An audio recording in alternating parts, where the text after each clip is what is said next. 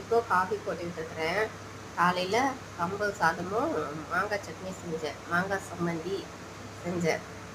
அது வந்து என் ஃப்ரெண்டு கேட்டேன். கேரளா ஃப்ரெண்டு. என்ன சம்மந்திங்கிறீங்க, அந்த ரெசிபி சொல்லுங்கள், நானும் செய்கிறேன் யூடியூப்புக்கு அப்படின்னேன். அது ஒன்றும் இல்லடி, இது வந்து எல்லா சட்னியும் நாங்கள் அதை தான் அது அப்படி தான் சொல்லுவோம்.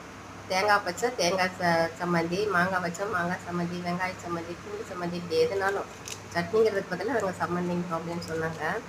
அப்புறம் சரி நாமளும் இனிமேல் சம்மந்தினே கூப்பிடலாம் சட்னி அப்படின்ட்டு அதை செஞ்சு சாப்பிட்டுட்டு இப்போ காஃபி போடலாம்.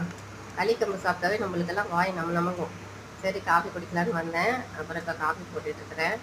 5 ரூபா பாக்கெட்டு தான், அது நிறையா வாங்கி வச்சுக்கிறது.